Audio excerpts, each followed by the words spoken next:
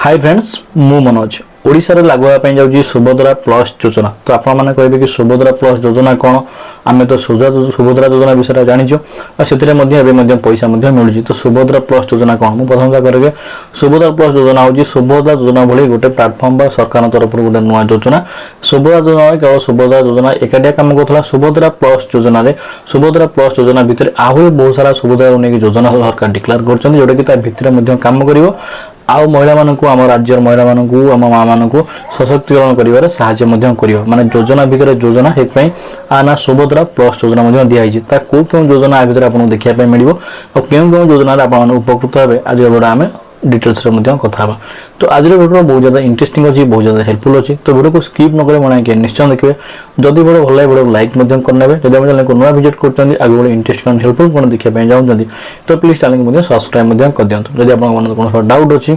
कौन सूत्र कौन आम कौन कमेंट बॉक्स में निजर मतामत बता डेरी के वीडियो को स्टार्ट करें। तो जमी आप कहली कि राज्य सरकार आम मोहन चरण माझी डिक्लेयर कर सुभद्रा प्लस योजना को लेकिन कि योजना भितर बहुत सारा योजना आपको मिल जमी आपको सुभद्रा आप पैसा पाँच महिला मैंने सशक्तिकरण होती तो एथेर फायदा हो पारे। आप तो मुझे जानती किसी बैंक आसती भाई अपने सुभद्रा पैसा तो आम संपूर्ण भाव पाइलुनु तो ये पुणी कौन योजना आप प्रथम कथा करके एवं जानते कि एवं राज्य में सुभद्रा योजनार प्रथम किस्तर 14,000 टଙ୍କା अलरेडी सरी सारी अलरेडी प्रथम किस्तर 4 थर सरकार पैसा दे सारे जो मैंने पाई भल कथा जो मैंने पाई ना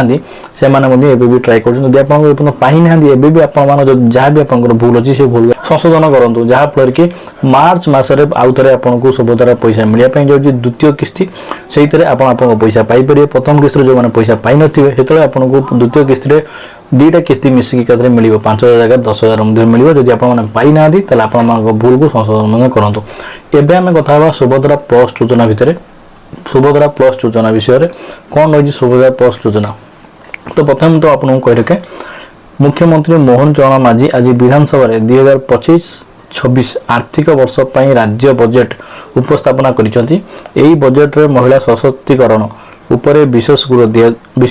विशेष गुरुत्व दिया जाइए। सरकार को लोकप्रिय सुभद्रा योजनार परिसर वृद्धि करने को घोषणा करा जाइए। से आरंभ हो सुभद्रा प्लस योजना जमती कि मुझे कहली ताहित सरकार एक कहते सुभद्रा प्लस योजना अधीन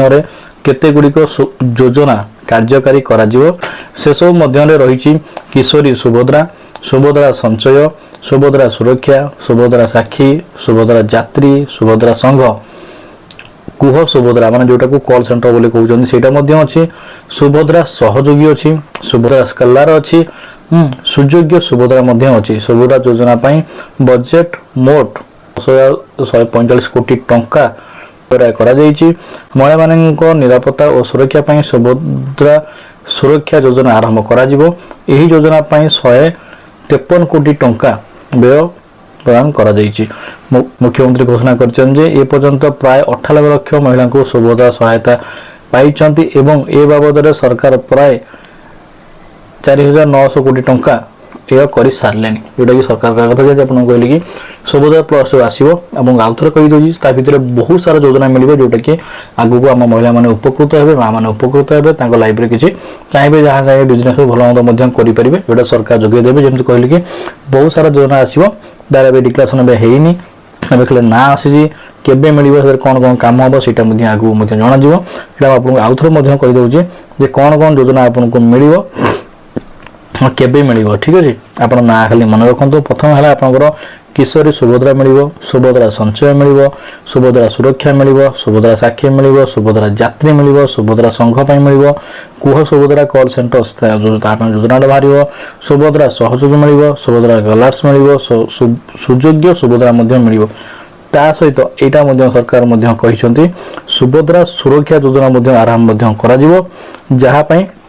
153 कोटी टंका आय सरकार कर सुभद्रा प्लस योजना जहाँ भितर आपन को आहरी बहुत सारा सुभद्रार आपन को वेरिएंट देखा मिल जाव जो थी कि आपन को राज्य सरकार सहायता करेंगे आपन दृढ़ हाँपाई सुदृढ़ हाँपाई जमी कहले कि किसी लाइव किसी कर देखा ये राज्य सरकार 25-26 बजेट आसा घोषणा कर जमी कहली कि जो मैंने सुभद्रा योजना अलरेडी प्रथम किस्त पैसा पाई ना जब आप भूल भाल अच्छी आप संशोधन करेंगे कौन भूल अच्छी देखो ठीक करूँ ମାର୍ଚ୍ଚ ଭିତରେ ଠିକ୍ କରନ୍ତୁ, କାରଣ ମାର୍ଚ୍ଚ ଯେତେବେଳେ ଦ୍ୱିତୀୟ କିସ୍ତିର ପଇସା ମିଳିବ ସେତେବେଳେ ମଧ୍ୟ ଆପଣ ଆପଣଙ୍କ ପ୍ରଥମ କିସ୍ତି ପଇସା ଯଦି ପାଇନଥିବେ